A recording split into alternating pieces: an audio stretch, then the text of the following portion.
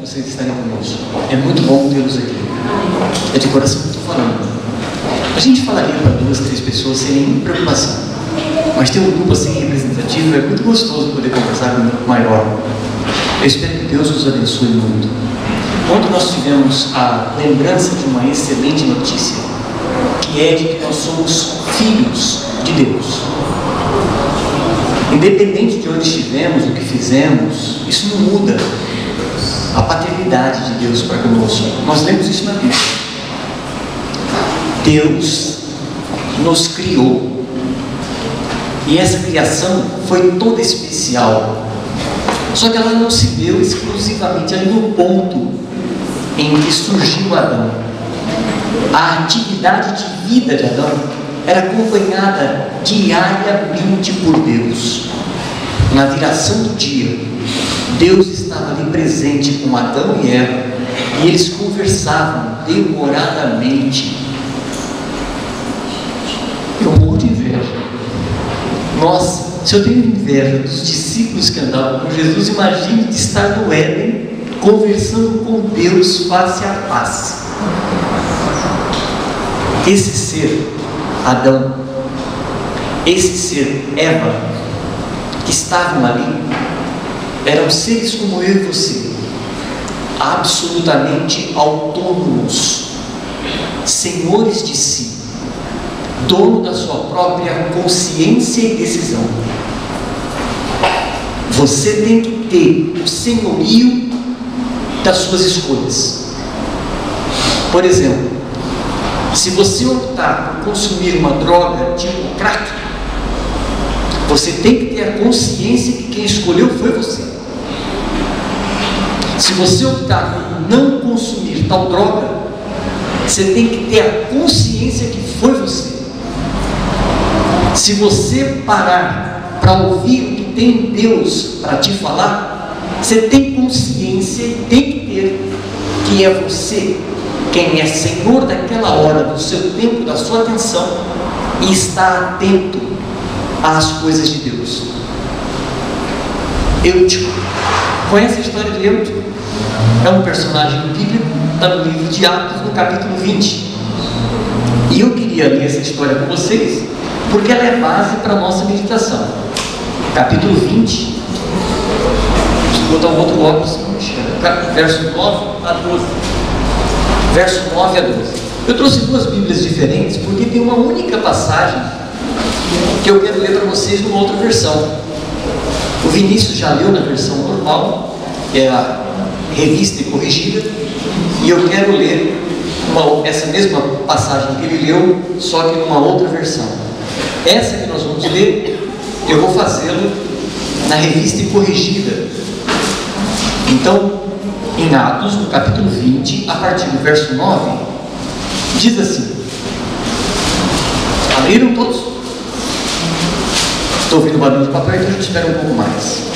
Eu vou ler a partir do verso 7 para você pegar o contexto do que está acontecendo. Atos, capítulo 20, verso 7, eu começo a ler. No primeiro dia da semana, estando nós reunidos com o fim de partir o pão, Paulo, que devia seguir viagem no dia imediato, exortava-os e prolongou o discurso até meia-noite. Havia muitas lâmpadas no cenáculo onde estávamos reunidos. Verso 9. Um jovem chamado Eutico, que estava sentado numa janela no terceiro andar, adormecendo profundamente durante o prolongado discurso de Paulo, vencido pelo sono, caiu do terceiro andar abaixo e foi levantado morto. Descendo, porém, Paulo, verso 10, inclinou-se sobre ele e, abraçando-o, disse: não vos perturbeis, que a vida nele está. Subindo de novo, partiu o pão e comeu, e ainda lhes falou largamente até o romper da alva, e assim partiu. Então conduziram vivo o rapaz e sentiram-se grandemente confortados. A ideia de colocar essa história, introduzindo o nosso assunto, é que a gente considere vários aspectos que acontecem com Eutico aqui. O relato diz que Eutico não estava na balada, não era um evento popular, ele estava ouvindo Paulo, o apóstolo Paulo, um dos maiores oradores que a gente tem notícia no mundo cristão. Ele estava ali atento, interessado, como todos nós que estamos aqui, jovens ouvindo a palavra de Deus. Curiosamente, ele estava sentado na janela. Não sei como ele se posicionou. Eu presumo que uma das pernas ficasse do lado de fora, uma das pernas ficasse do lado de dentro, ele sentado no umbral da janela. Só que estava relativamente confortável, e como o tempo foi longo, o discurso foi um pouco longo, talvez ele tenha dado aquela viajada e cochilou, e exigia equilíbrio dele para estar ali naquela janela, e ele caiu do terceiro andar. Dormindo facilitou que a queda fosse fatal. Lucas, que está escrevendo o livro, era médico, e ele não deixa dúvida, ele estava morto. O apóstolo vai ali, abraça ele e milagrosamente restitui a vida àquele rapaz. O apóstolo, que tem uma missão, volta para o lugar, reparte o pão, come o pão, e ele, que tinha um fôlego danado, vai até amanhecer falando para aquele povo. Ontem eu sentia o mesmo desejo. Se eu não tivesse o compromisso de parar na hora que eu parei ontem, eu teria falado com você até umas 4 da tarde brincando sobre aquele tema, porque ele me deixa assim apaixonado. Lembrar-me que eu sou filho de Deus é a coisa mais incrível na minha vida. São mensagens que nos elevam, nos dão um estado que homem nenhum nos dá. Ninguém nesse planeta nos faz tão importantes como Deus nos faz. Eu acho que ele estava ouvindo alguma coisa nessa linha, que estava deixando ele muito empolgado e feliz por estar ali.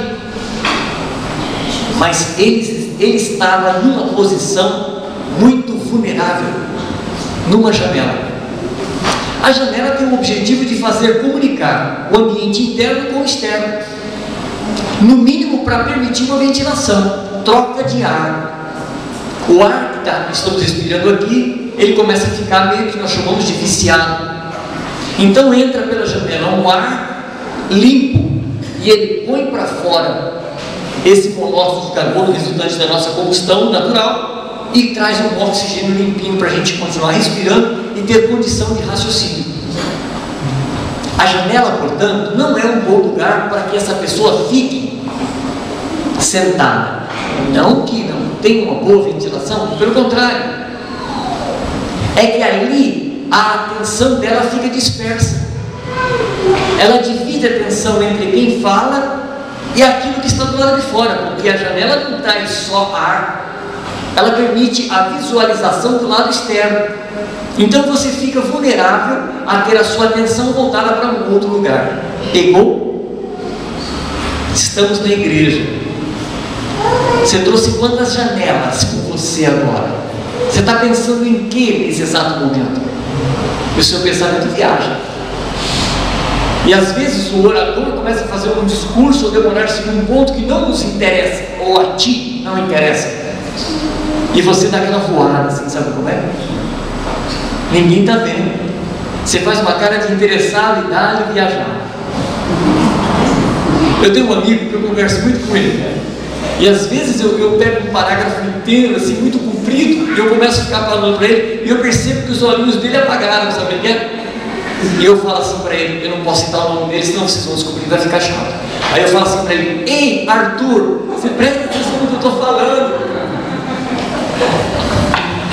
Aí ele diz, não, eu não estou prestando atenção, eu só estava pensando em outra coisa. É muito natural. É uma tentação nós estarmos falando com alguém e deixarmos essa pessoa falando sozinha. E a gente vai para um outro lugar. E naquele momento, lógico, ele é o único momento. Não se repetem momentos na vida da gente. A mensagem passou. E esse cavalheiro, sentado na janela, para a mensagem, ele morreu. Sentado ali. Não foi quando ele caiu, não. Foi quando ele dormiu. Ele apagou. Ele deixou de prestar atenção. Ele deixou de ficar atento. Ele deixou de censurar, criticar, avaliar, considerar aquilo que ele ouvia. Se você considerar que tudo que eu estou falando seja verdade, desculpa o termo que eu vou usar, mas você é um tolo. Você tem a responsabilidade de censurar, criticar, avaliar tudo que eu disser. E se você não pegar tudo que você está ouvindo e considerar do ponto de vista bíblico do que você já conhece, você está desprezando a si mesmo. Onde é que está a sua inteligência? Onde é que está a sua sabedoria? Você tem que valorizar o que você já tem aí. Não te deixe que te roubem a tua coroa. A coroa que você tem hoje são os seus pensamentos. Eles é que dão vida a você. Você é o que você pensa. A sua mente é determinada por suas decisões. Então veja, você precisa, Romanos capítulo 14, verso 5, parte. Você precisa ter ideias bem definidas na sua cabeça sobre qualquer coisa que tiver à mente. Você tem que tomar uma decisão. Você tem que escolher qual que é o lado que é o certo. E você tem que ficar atento e flexível, porque novas ideias virão e elas vão remodelar as suas ideias, as suas decisões. Entende como é? Hoje eu penso assim. Aí entra aquela famosa frase que foi popularmente colocada por Raul Seixas, e eu lamento que ele tenha chegado primeiro nessa frase. Eu prefiro ser uma metamorfose ambulante do que aquela velha opinião formada sobre tudo. Esquece aquela sua velha opinião, a menos que você não tenha outra. Mas se houver uma outra, esquece aquela. Você tem que ter flexibilidade. Mas para que você possa mudar de ideia, você tem que raciocinar, avaliar, criticar, considerar, estar atento ao que você vê, ouve e percebe. Aí sim você é capaz de considerar. Então, a palavra acorda não significa um ato isolado durante o seu dia. Acorda é a primeira coisa que você tem que fazer quando sai da cama. E por favor, durma apenas quando você voltar para a cama. Não faça como fez o Eutico. Você está ouvindo alguma coisa? Jovem, raciocine, avalie, considere. Isso é uma coisa muito séria. Muito séria. Porque nós, filhos de Deus, fomos destituídos do direito de viver na glória de Deus. Por Adão, nós herdamos a morte. Não foi você que conquistou a morte por si só. Por nosso pai, Adão, em Adão, nós herdamos a morte. A lei determina assim: os nossos pais pecaram e eles morreriam, e os filhos gerados por eles também morreriam. Avalie, critique, isso é bíblico. E agora então vem uma vida toda definida, determinada por minha vontade, e eu agora escolho a quem servir, escolho quem é o meu Senhor, escolho quem é que vai dominar a minha vida, escolho é quem vai definir o meu futuro, para quem eu vou me entregar em termos de senhorio. Quem é o Senhor da minha vida? Eu é quem decido. Só que quando eu decido, já fiz isso há algumas décadas atrás, não é uma decisão definitiva, porque a qualquer momento eu tenho o direito de voltar atrás.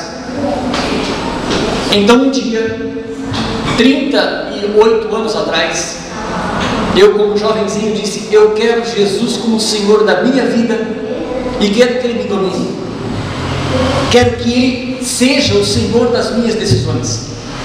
E como a Miriam vai fazer na sexta-feira, eu fiz no junho, lá em Piracicaba, um frio terrível, fui batizado naquelas águas. E a partir dali, eu comecei a viver com Cristo. Só que isso desperta a gente para o cotidiano, para as coisas do dia a dia. E uma coisa é o que eu quero fazer, outra coisa é o que meu corpo e a minha mente carnal quer fazer. Já viram isso em algum lugar? Claro, o apóstolo Paulo. São palavras dele, são minhas. Porque o bem que eu quero fazer, eu não faço, mas o mal que não quero, eis que eu faço. E aí começa uma luta terrível, porque vem a minha consciência contra a minha natureza, a minha consciência que está sendo trabalhada por Deus, e a minha natureza, que vem herdada do meu pai Adão, e que me leva para a morte. Então eu preciso redobrar a minha atenção, porque quem não tem Deus na sua própria vida, não tem preocupação nenhuma, não tem o que evitar. Mas nós que escolhemos a Jesus como Senhor da nossa vida, nós precisamos estar alertas. Então as moças e os rapazes que ainda não se casaram terão que escolher um cônjuge. Escolher quem? Como? Em que circunstâncias? Quais são os detalhes importantes a serem considerados? Que tipo de vida eu quero viver com esse meu cônjuge? Que tipo de vida eu quero com os meus filhos que nós gerarmos? Como é que vai ser a nossa vida futura? Alguns jovens ainda não chegaram à idade de definir profissão. Então, que profissão eu terei? A qual delas eu me dedicarei com mais habilidade, pelo que eu sou, pelo que eu sei, pelo que eu gosto de fazer? Dentro dessa habilidade que tenho e sou capaz de fazer, como eu posso servir o meu Deus? Será que a minha profissão pode fazer com que eu mostre Deus na minha vida?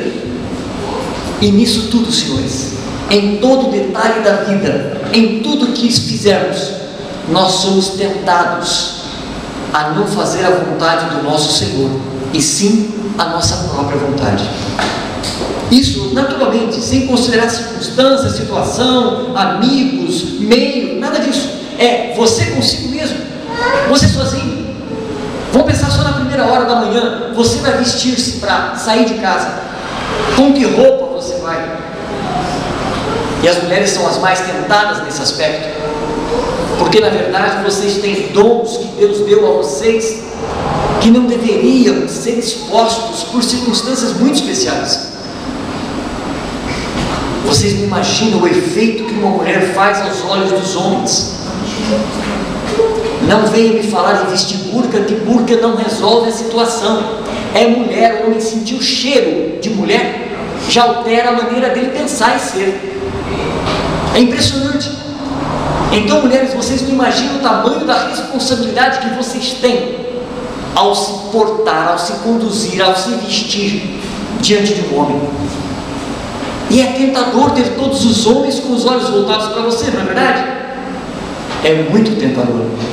Eu presumo, pelo menos quando todas as mulheres têm os olhos voltados para mim, mesmo que eu leve um tombo na rua e todo mundo quer rir na minha cara, eu acho interessante. Falem bem ou mal, mas falem de mim, sabe como é? Então eu fico imaginando como isso é para você. Os rapazes também têm a sua responsabilidade, não é pequena, é muito grande. Então, lidar com a tentação de você usar aqueles talentos, os dons que você tem, que é de Deus e deveria estar a serviço dele, usar a seu favor ou dentro daquilo que a sua mente humana deseja, é tremendo. É tremendo. Não vou entrar na área comercial, área de leis, tudo mais, que aí então a coisa fica muito maior.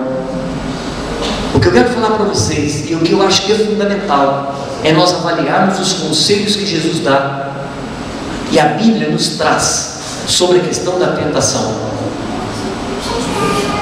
Tentação é algo muito sério com o qual nós temos que lutar, e não tem idade, não tem idade. Não pense vocês que depois de velho a gente fica mais mansinho, não. Em alguns pontos a gente fica bem pior, bem pior. A tentação é muito maior. Não vou entrar em detalhes para não desanimar vocês jovens que vão ficar na nossa idade, mas fiquem atentos, acordem. Vocês precisam se ligar e ficar atento com aquilo que Deus pede de você. Vigilância é o que Deus precisa. Só que tem um detalhe, e esse detalhe eu quero que você avalie comigo ao considerar 1 Coríntios, primeira carta de Paulo, escrito por Paulo aos Coríntios, no capítulo 10. Eu quero provocar um pouco o seu raciocínio. Os versos de 12 e 13, capítulo 10, versos 12 e 13. Encontraram? 1 Coríntios, capítulo 10, versos 12 e 13. Leia, mas com aquele senso crítico que eu pedi que você fizesse, ok? Avalie a ida e a vinda desse verso. Diz assim o verso 12: aquele, pois, que pensa, que julga estar em pé, veja que não caia. Tem dúvida do que significa estar em pé e cair? É cair mesmo, tombar. Ok? Agora o verso 13: não vos sobreveio tentação que não fosse humana, mas Deus é fiel e não permitirá que sejais tentados além das vossas forças. Pelo contrário, juntamente com a tentação vos proverá livramento, de sorte que a possais suportar. Eu vou ler de novo o verso 13 agora para você avaliar. Não vos sobreveio tentação que não fosse humana, ou seja, igual para todo mundo, mas Deus é fiel e não permitirá que sejais tentados além das vossas forças. Pelo contrário, juntamente com a tentação vos proverá livramento. Vou repetir: juntamente com a tentação vos proverá livramento, de sorte que a possais suportar. Dá para concluir alguma coisa?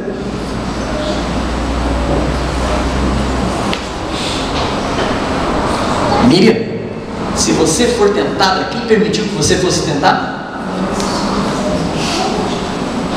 Se você vencer a tentação, quem foi que te deu capacidade para vencer? Deus. Será que nós estamos corretos no raciocínio? Será que essa conclusão é lógica, é real?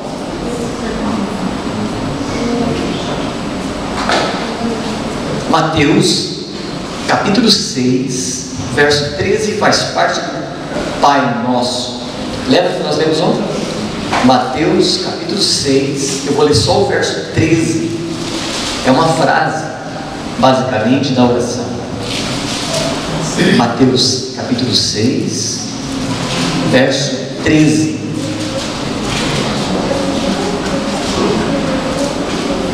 A primeira frase. Lembre-se, isso faz parte do Pai Nosso. Pai nosso que estás nos céus, santificado seja o teu nome, venha a nós o teu reino, seja feita a tua vontade, assim na terra como no céu. Aí, no verso 13 diz assim: e não nos deixes, dirigindo-se a quem? A Deus. E não nos deixes cair em tentação, mas livra-nos do mal. Não nos deixes cair em tentação. Eu não vou te dar a resposta nada disso não. Isso aqui é para você pensar. Jovem.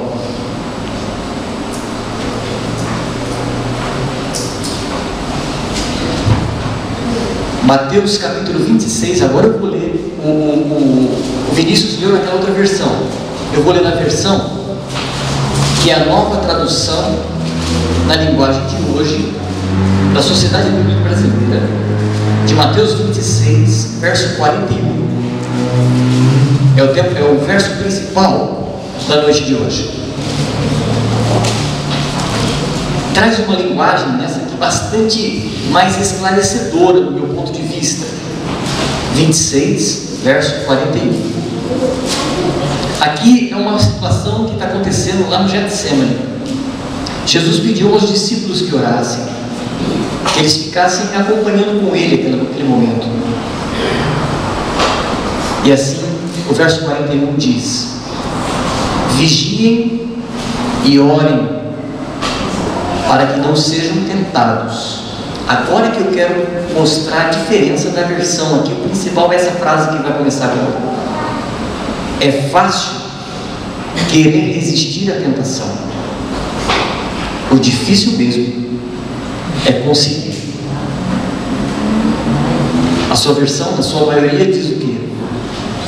O espírito está pronto, mas a carne é fraca. Então aqui eles traduziram assim: é fácil querer resistir à tentação. O difícil mesmo é conseguir.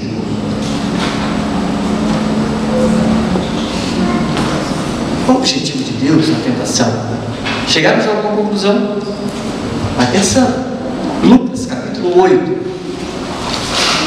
Jesus está se referindo a uma parábola, que é a parábola do semeador. No capítulo 8, no verso 13, ele fala sobre especificamente uma certa semente. 8, verso 13. Ele fala assim, definindo o que significava a queda de cada uma daquelas sementes no ambiente que caiu e como elas germinaram. A semente que caiu sobre a pedra, o verso na realidade diz assim: a que caiu a que caiu sobre a pedra são as que, ouvindo a palavra, a recebem com alegria. Estes não têm raiz, creem apenas por algum tempo e, na hora da provação, se desviam. Pegou? Esses são aqueles que, ouvindo a mensagem, Deus é o nosso Pai, recebem com alegria, mas eles não têm e não dão espaço e condição para que a mensagem crie raízes. Eles não buscam mais informação além dessas que ouviram. Quando vêm as provações, as dificuldades, a tentação, não tem sustentação. Qual é a decisão que eles tomam? Chuta o balde. Não é para mim. Não dou conta disso não. Melhor vai para lá.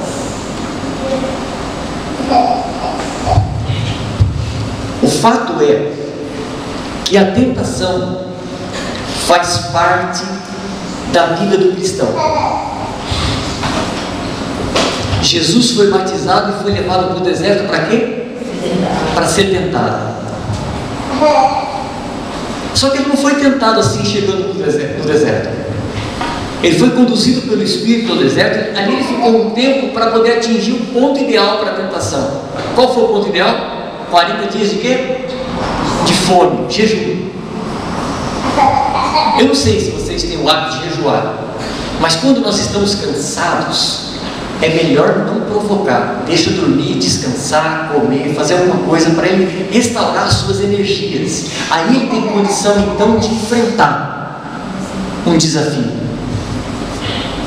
Jesus passou 40 dias sem comer, totalmente debilitado. Então vem Lúcifer e o tenta. Aquela tentação veio de quem? Não precisa responder não, só pensa. O objetivo da tentação,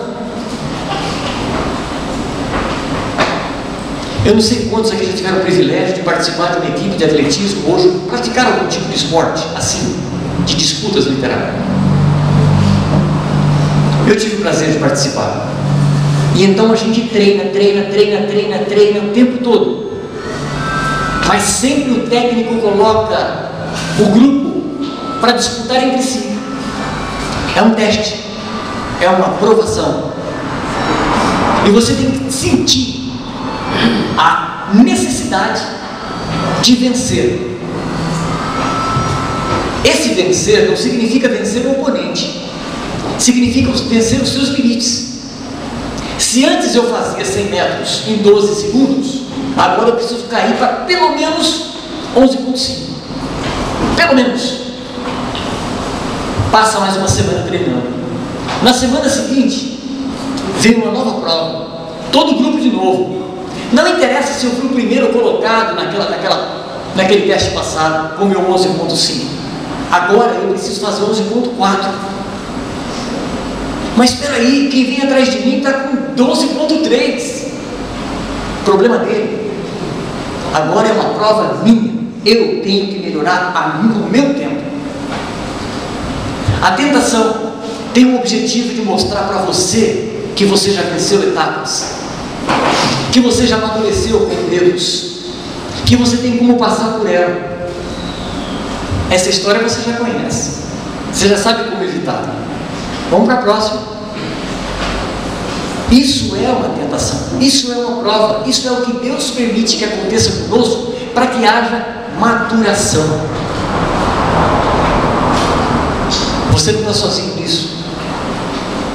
Deus quer que você tenha maturidade emocional, espiritual e seja um adulto como crente, não crianças eternas comendo papinha. E só um relacionamento íntimo, pessoal, constante e profundo com Deus é que você atinge esse tipo de maturidade. E você lida com alguém que conhece muito bem o que é tentação. Quer ver? Hebreus, capítulo 4, versos 14 e 16. 16. Hebreus, capítulo 4. Estamos terminando, por favor, só um minutinho a mais. Hebreus, capítulo 4, a partir do verso 14. Olha que lindas essas palavras. Tendo, pois, a Jesus, o Filho de Deus, como grande sumo sacerdote que penetrou os céus, conservemos firme a nossa convicção, porque não temos um sumo sacerdote que não possa compadecer-se das nossas fraquezas. Antes, foi ele tentado em todas as coisas, à nossa semelhança, mas sem pecado. Acheguemo-nos, pois, confiadamente junto ao trono da graça, a fim de recebermos misericórdia e acharmos graça para socorro em ocasião oportuna. Jesus conhece as suas dores e as suas dificuldades. Tiago, logo um pouquinho para frente, Tiago capítulo 1, versos 12 a 15. Olha que verso fantástico. Tiago capítulo 1, versos 12 a 15. Bem-aventurado, diz a minha versão. Outras diz feliz. No grego diz mascarios. Mascarios é o mesmo feliz que ele usou lá da bem-aventurança no Sermão da Montanha. Bem-aventurado o homem que suporta, tolera, resiste com perseverança a aprovação, porque depois de ter sido aprovado, receberá a coroa da vida, a qual o Senhor prometeu aos que o amam. Ninguém, ao ser tentado, diga: sou tentado por Deus, porque Deus não pode ser tentado pelo mal, e Ele mesmo a ninguém tenta. Ao contrário, cada um é tentado pela sua própria cobiça, quando esta o atrai e seduz. Então a cobiça, depois de haver concebido, dá à luz o pecado, e o pecado, uma vez consumado, gera a morte.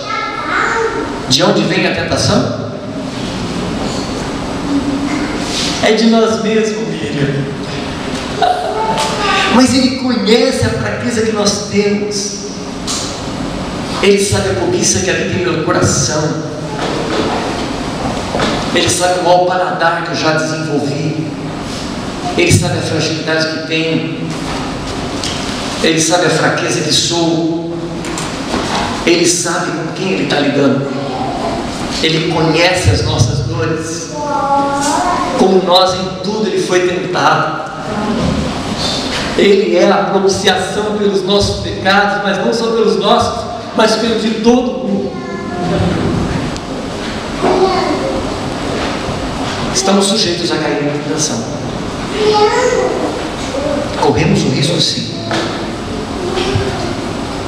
A única coisa que pode nos assegurar é o estar despertos, acordados, ligados a Jesus. Qualquer coisa que você fizer, onde você estiver, tenha consciência: Deus está contigo. Amém. É Ele quem vai ajudar você nas suas decisões.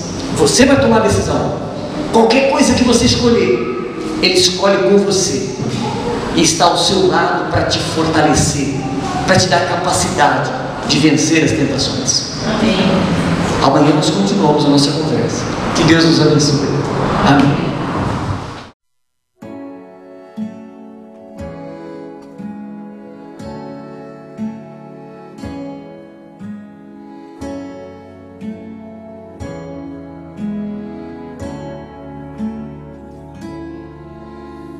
Deus ouve a minha oração, nasce em mim e me salva. Deus ouve a minha oração, nasce em